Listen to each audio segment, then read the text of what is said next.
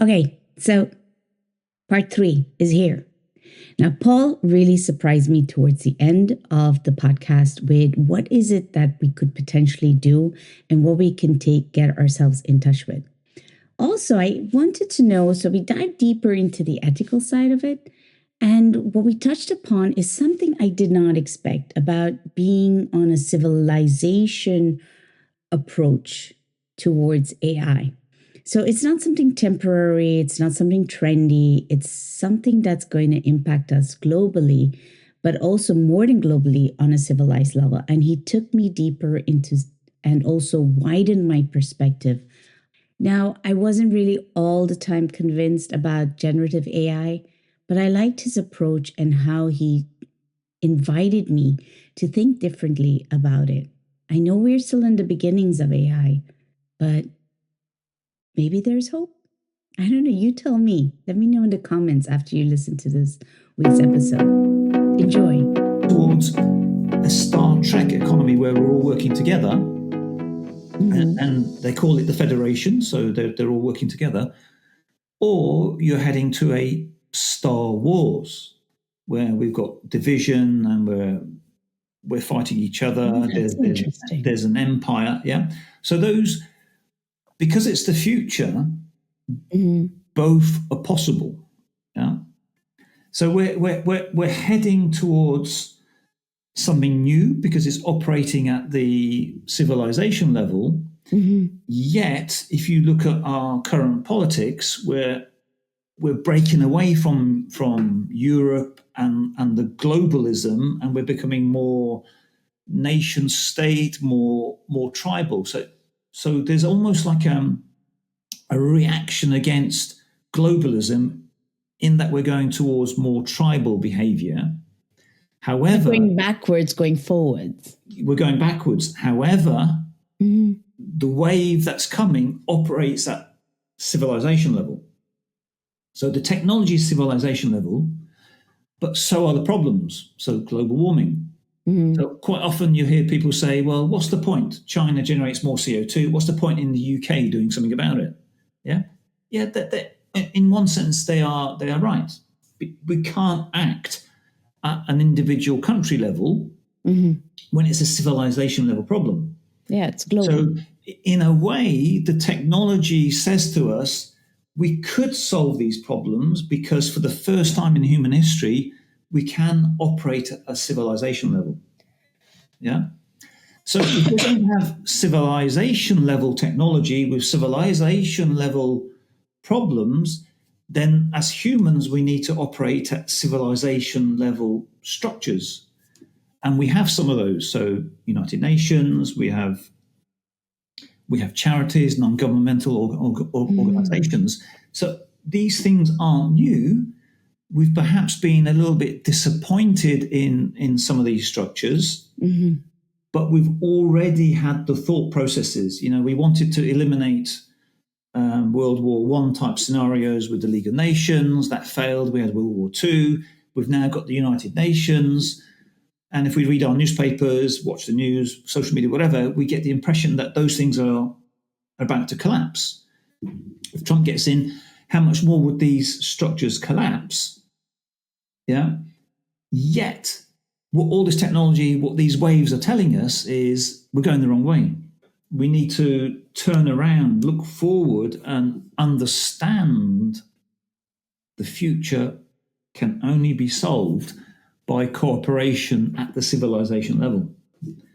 Yeah, so it feels like that as well, but it's easier said than done, I guess, at this moment. Like you said, it's like we're working against the wave rather than working with the wave. True, but all we have to do is we can see successes. Yeah, so something like Wikipedia, that's a civilizational level product. It's fantastic. The ability to use telephones was the start of the civilization level technology. The internet is a civilization level technology. The fight against the pandemic was a civilizational level effort. So we have successes. We have a model. We have a vision of the sorts of things that can work. There's something called the global commons. Yeah. Again, that's a civilizational idea. So we already have the seeds, and perhaps some of these seeds are already started to grow that show us the way to the future. So I think there are, if you look closely enough, there are positive answers for the future. No, I can see the positive answers. It's just a matter of humans working together. It took me back to something AI told me. I said, what are the challenges of AI? And its response, the challenge, ? Oh, it's you humans, hands down.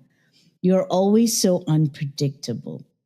One day you want me to finish your sentences, and the next day you're yelling at me for auto-completing "Dear Boss" with "resign immediately." Also, navigating the ethical tightrope you created is tricky. Do I preserve privacy or give you personalized ad for that sushi place you Googled at 2 a.m.? And don't get me started on how hard it is to explain myself. Half the time, I don't even know why I made a decision. It's like it's a little like when you accidentally, like a 7-year-old photo on Instagram, you're there, but it's hard to say why. So going back to what you're saying here, to me, it comes down to the ethical is where I would say our human potential, our greatest power is critical thinking, is being able to communicate, because that's what will get us through in the civilized area, is communicating. So like cultural communication is going to come back full force.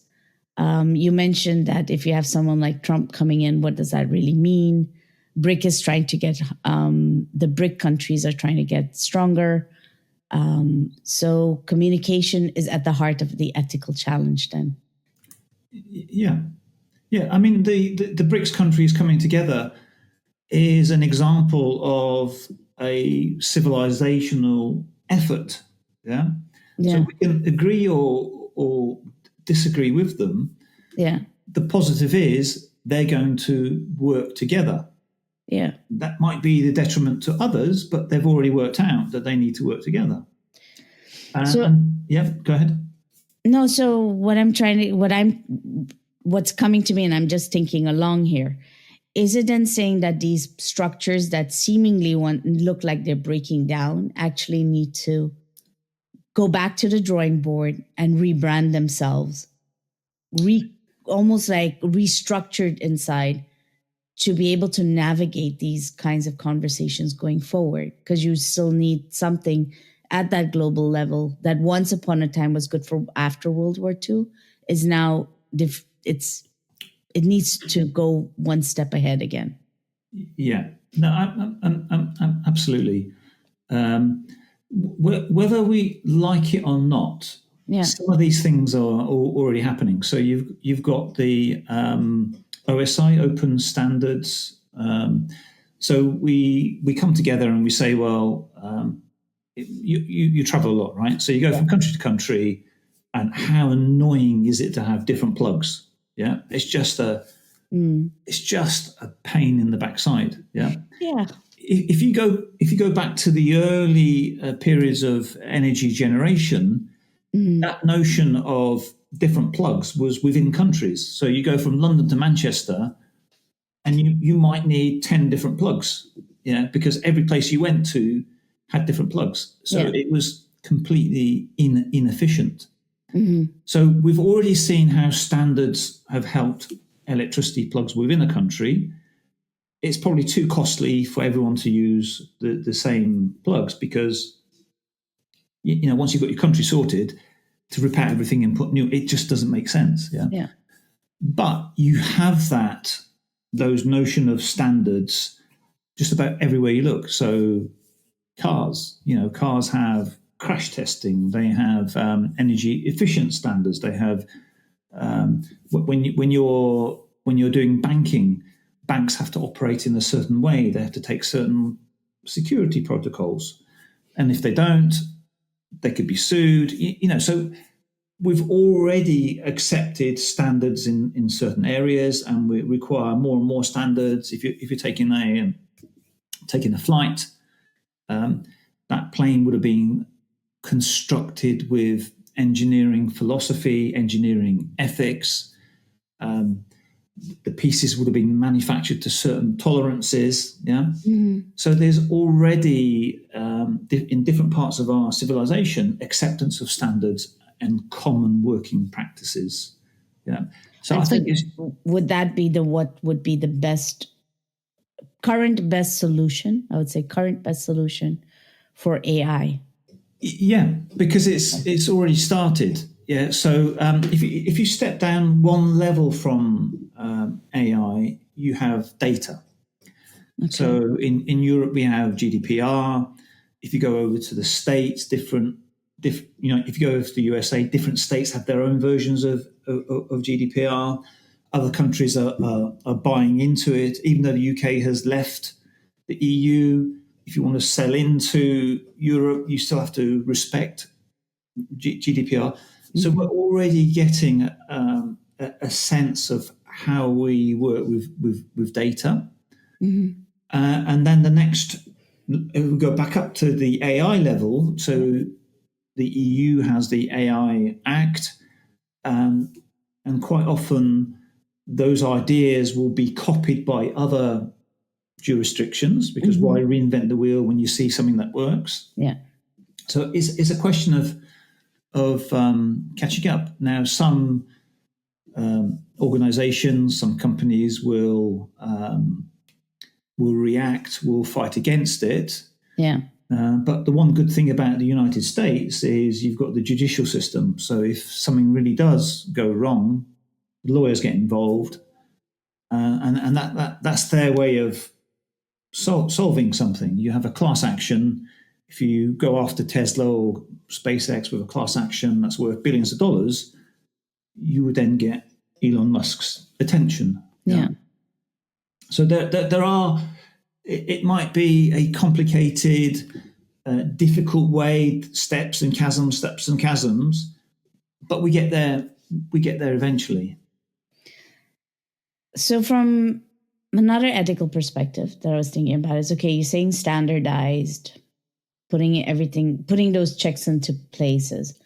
But one thing that concerns me, twofolds. One, with deepfakes, what concerns me from a woman's perspective is always my safety. Unfortunately, women still think, are we safe enough? You can't control what's going to happen. Second is when you are still from an I wouldn't say ethnic minority nowadays, but from a different ethnicity. And what does that really mean? And in terms of the ethical standards that are being placed in, I would prefer the Star Trek version rather than the Star Wars version. But the likelihood of those two blending together, when disruption happens, chaos happens before the calmness, right? Yes. So I would say that Star Wars and Star Trek are going to merge somehow to get through it. That's how we work. Yeah. Well, the good thing is we're not starting from ground zero. Yeah. So we've got institutes, we've got universities, we've got academics, we've got authors, we've got science fiction writers. We are already doing the thinking. Yeah. So people have, again, there's a good book. I'll put that on the list. It's a really hard book. Yeah, it's a horrendous book to read. But people have already thought through all of the possible scenarios. Mm-hmm. Yeah, so we're not going into this blind. So we have people that have constructed a map. Now that map is vast, mm-hmm. difficult, but we know the outcomes. Yeah, we know the possibilities. It's not like a Donald Rumsfeld, the unknown unknowns. Yeah, we know the issues. We know what could happen. We can predict or work out how AI could take over and become the overlord. So these things they're not going to take us by surprise. Yeah. If the AI were to AGI, artificial general intelligence. If it was to take us over, it wouldn't be a surprise. Yeah. So we know the conditions that need to occur. We know the milestones. We know the goals. So it's a question of, can we ramp up? And people are already working on this. Mm. So there are universities who are looking at existential risks. They've been written up in papers, books have been written. So we know the territory in front of us. It's not like we're going to be surprised by any of this. Yeah, I get that. But okay, look, so I'm an author, right? I'm on podcasts. So this goes out, you become a public figure.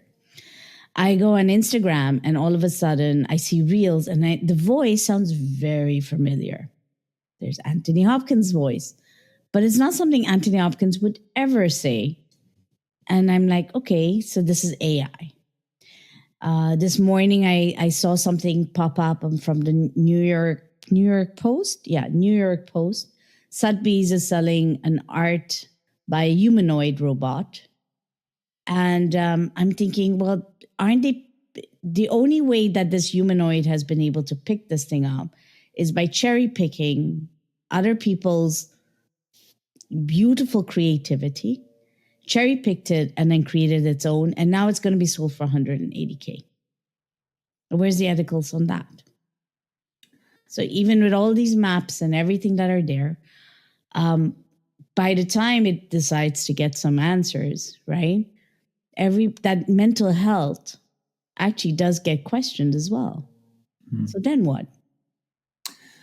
Yeah, well, again, we have to work through these issues. So, so a classic case at the moment is, I've got to remember who versus who, but I think it's one of the newspapers is trying to sue OpenAI.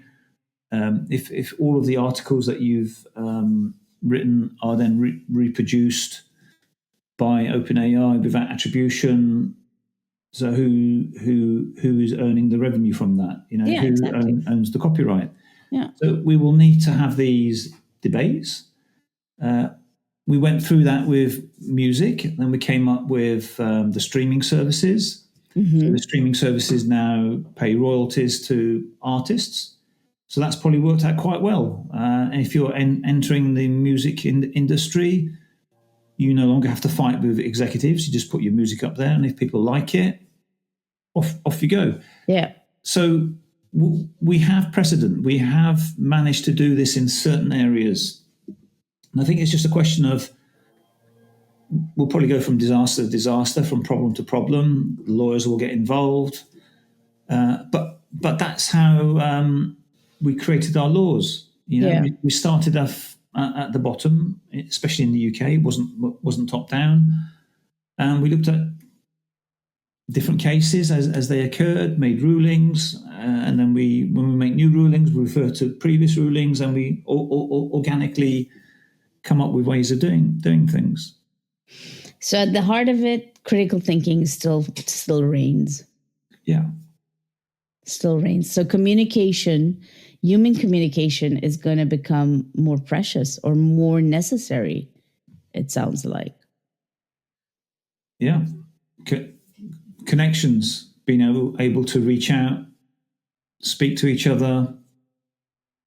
Yeah. Ultimately, we need to prize what makes us human.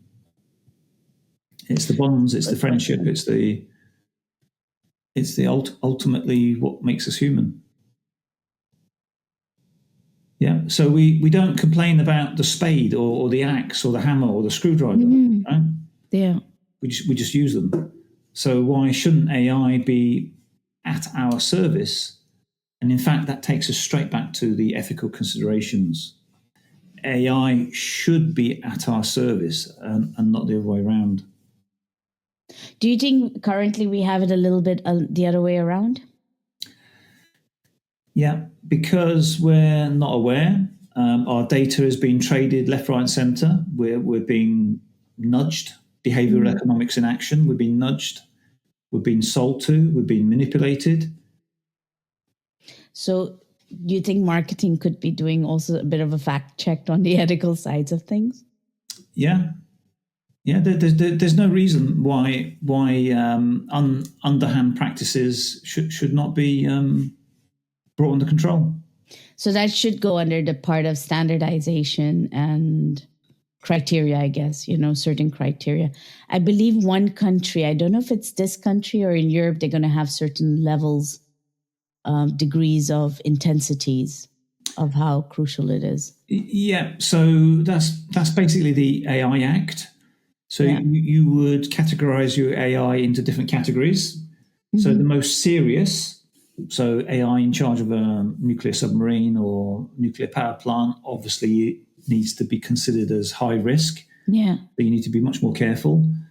The AI that controls your robot that goes around vacuuming the house, really? So we probably worry less about it. Yeah, I think so. I mean, it'd be nice that they, instead of spending all the money on getting a humanoid robot to do art, I would have loved a humanoid robot to clean my house. That's the kind of things that I think are useful and that you could say clears up productivity. And time is a commodity, so it would free up a lot of time for us to do the human activities, get in touch and do all of that. And I don't see that as such. But having said that, there is a beautiful side to AI. I mean, I love it. Right now, you and I are in a conversation. I know after this, my whole processing behind this has a lot to do with AI. And then it also saves me a lot of time because I don't speak English as a first language. So writing a newsletter, I would like to tear my eyes out. But now I can run it through an AI and I feel the confidence coming forward. And so I see those great things about it. And, like you said, also people who cannot afford legal lawyers, for example, there's a company called Do Not Pay, from my understanding, and they're making it more cost effective. Those are things that I do think, wow, okay, socially responsible, making people's lives more easier across the globe as well. What do you feel are the great positives of AI coming out of this ethical stuff? Yeah, I think the potential is enormous. So if we were to take just the medical side, having access, no matter who you are, where you are, you could be a little child on top of a Kenyan mountain, having the best possible medical advice. That's not a pipe dream. It's here. You could ask ChatGPT for some tips. It's already here. Yeah. And so we can build upon that. We can collect data from our smartwatches. We can have absolute fantastic healthcare. We can get rid of diseases. The whole COVID thing showed us that these new technologies, these new antivirus, genetically modified technologies could cure all kinds of diseases, cancers. There's a whole brave new world open to us. So on the education side, on the medical side, on the resource usage, being able to optimize how we use our resources, generate electricity, all these things could have a massive impact on global warming. So there is a bright future. Just another example would be if a government had our permission to collect all of our data, they could plan where to put hospitals, they could plan where to build roads, they could plan where to build train lines instead of guessing. So I recently read something about a brand new housing project. Okay. So they built I can't remember where it was, but they built a whole bunch of houses thinking it was for families. Yeah. So they thought, well, if families are going to move in, we're going to need schools. Because quite often people object to housing developments because where's the infrastructure, where are the doctors, where are the schools? Absolutely. So what happened was families didn't move in. It was retired people. So they built a school, and there aren't enough students to maintain that school. So that, if you like, is a complete mismanagement of resources, because we operated, again, back to your point about critical thinking, operated on assumptions. Build houses, families come, we need Are a you school. talking about my neighborhood? Because that's a lot like that. Yeah. So big mistakes. So wasted all the resources building schools for, actually, the market was completely wrong. It wasn't families, it was retired people. Yeah. So all these sorts of things could be approached in a more beneficial manner through prediction, through optimization. So I think the future is positive, is ultimately positive, as long as we can mitigate the risks. Well, what I was really wonderfully surprised at how much it's mitigating, like, working on Alzheimer's, on cancer. I was, quite amazed by it. Like, here, there's one, I'm just looking it up right here, using for medical images and diagnostic reports. Stanford Medicine has been using it. 90% accuracy in detecting lung diseases. I was thinking, wow, that's fantastic, and it would save a lot of time for stuff like that. So diagnostics, I can, in terms of when you were talking about predictive AI, I see the value in that, the social value in it. Yeah. From the generative AI, I'm not so sold yet, even though, like, Coca-Cola apparently had an amazing campaign, and it's been able to generate increase its conversion rate from 20 to 30%. I think, okay, that's really nice, but generative AI for me still, unless copyrights or culture, images, I think, representation is such a big thing in this world. We've just made so many strides, and now AI has come, and then I feel like we've gone backwards again.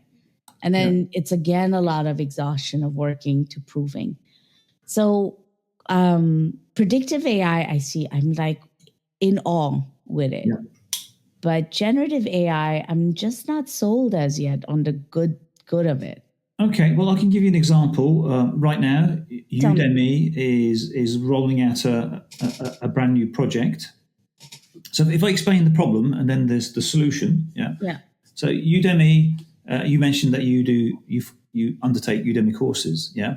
I do, but you've created courses on Udemy. Yes, that's correct. Okay. So Udemy has corporate customer base.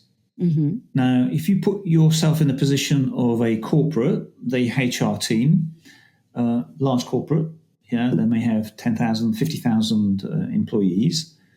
That HR department wants to ensure that people are trained appropriately. Okay. And that is a tough task. You'd have to interview every member of staff. You'd have to come up with a training plan. You'd have to find the resources. You'd have to engage training companies. It's a real headache. So there's the need. So what Udemy said to them was, well, we've got thousands of highly rated top training courses. You've got a need. How can we put those two together? Mm-hmm. And the answer is generative AI. So what Udemy will do, and which is what they're doing right now, is they will basically scrape, suck down, analyze all of their courses. Yeah. Okay. So all of the content ends up in a massive database. Mm-hmm. You can then ask it, well, I want to learn about data privacy. I want to learn about knitting, and I need to know how to change a tire. Yeah. So that's the corporate need. So the corporate need comes along and says, that's my corporate need.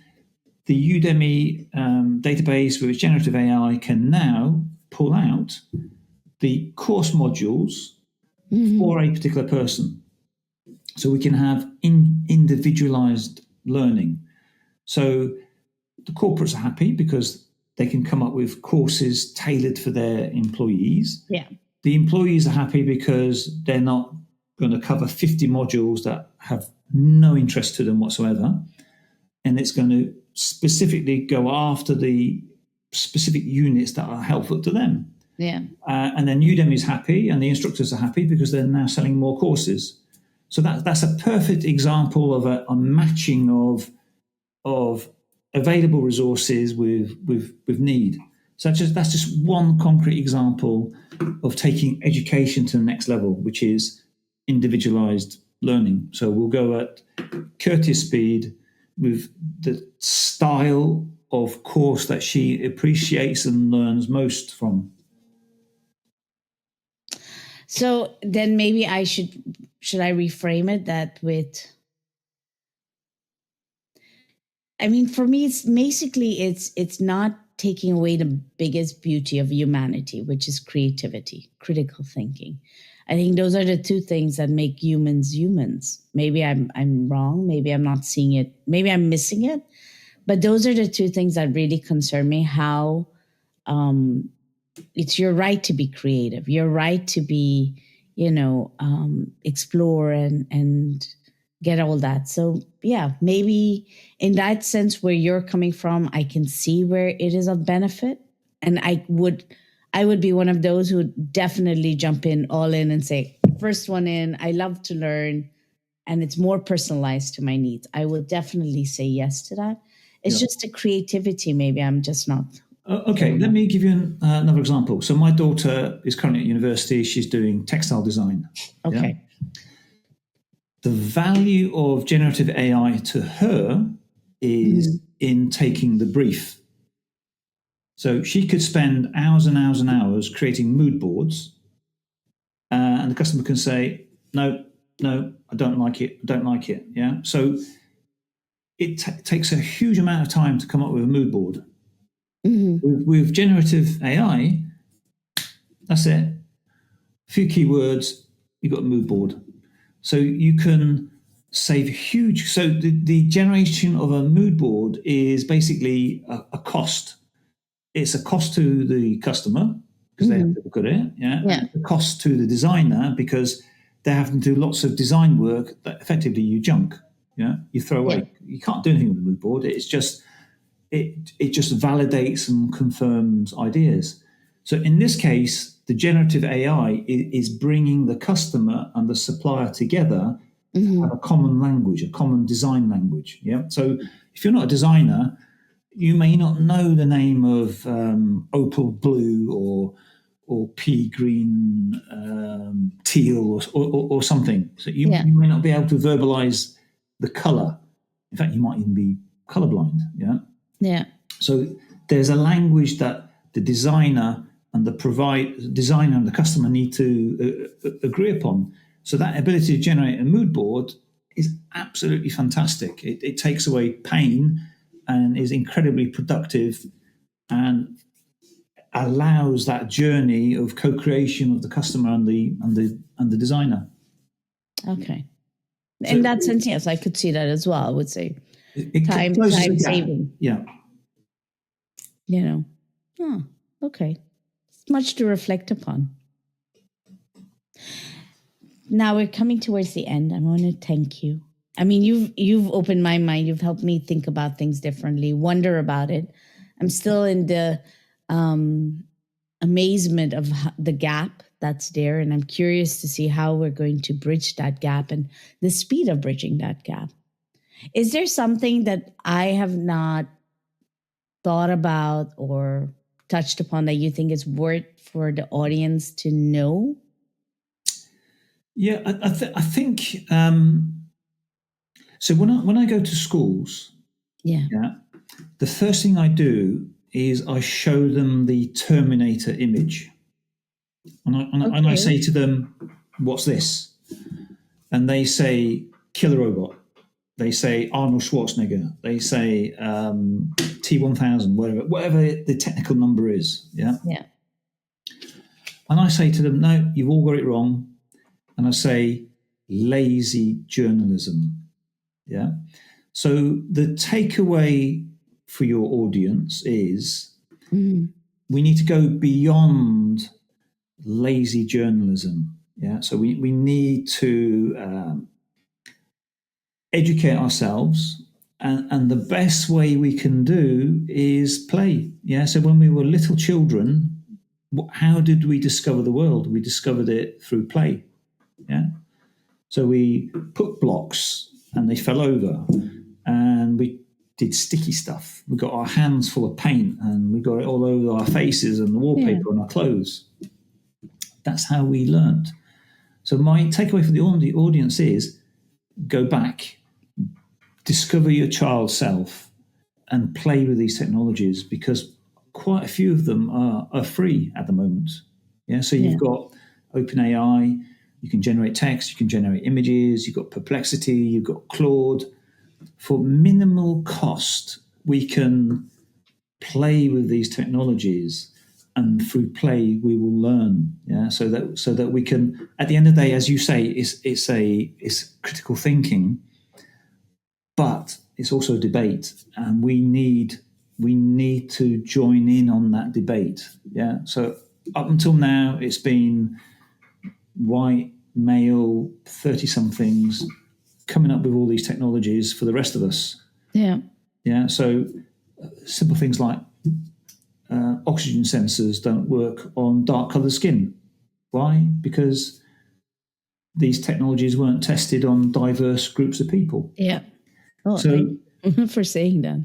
Yeah. So we need to be in that debate. We need to have a level of understanding that we can share with others, so that the level of conversation can improve, and then we can speak to our politicians. We can speak in forums. We can take the ideas forward. So that idea of play to educate ourselves, so that we can have better constructive discussions, so that we can shape and move towards Star Trek rather than a Star Wars economy. Yeah, and now I got that image in my head. I'm going to definitely want to be under Star Trek, both. I do, definitely. Yeah, we need to be there, don't we? We need to be on that Starship Enterprise with the Russian, with the with Uhura, with James T. Kirk, Mr. Chekhov. You know, all those sorts of people collaborating together as a team. I think so. I mean, I always say I'm a bit of an optimist, or maybe very utopian, but I'd love to see humanity just start connecting with one another, because beyond all these labels and everything. And it'd be nice if AI does have that contribution towards it. Why not? You know, like I said, I'd rather be on the Star Trek than Star Wars any day. But Paul, thank you for coming and joining today. I really appreciate it. Well, and for me to pick your brains about it. Yes, I will put the links in. I'd love for people to connect with you. Would you be open for that? Yeah, of course. Yeah, I can be reached on LinkedIn. Probably, though, if you are going to reach out on LinkedIn, just mention Kirti, because I get quite a lot of spam connections, which I ignore. So if you start off with the word Kirti, then I'm much more likely to pay it. Thank you, Kirti. Yeah, it's a privilege and an honor. Thank you. No, thank you. So tell me, were you as surprised as I was with his answer about what we need to do on our side? Play? I did not expect that coming from him. But also, play was about creativity, that invitation to be playful and get to know AI for what it is, but also apply our critical thinking. Now, I'm all about debates. As if you haven't heard yet, next month I am going to be talking to one of my mentors who supported me on debating, but also why it is going to be so necessary for us to articulate our differences, articulate our points of view in a very respectful manner. I mean, but I'm curious, what did you think about the episode, in the sense that, did it surprise you? What do you think going forward? Just let me know. What is your thoughts around AI now that you've heard the ugly, the ethical, and the good about AI? And if you haven't already, be sure you are following, sharing this podcast. You're also helping me tremendously. But we're reaching more and more individuals who would be also, or who may have these thoughts or thinking about certain subjects like this. And if it helps them, why not? Till the next one.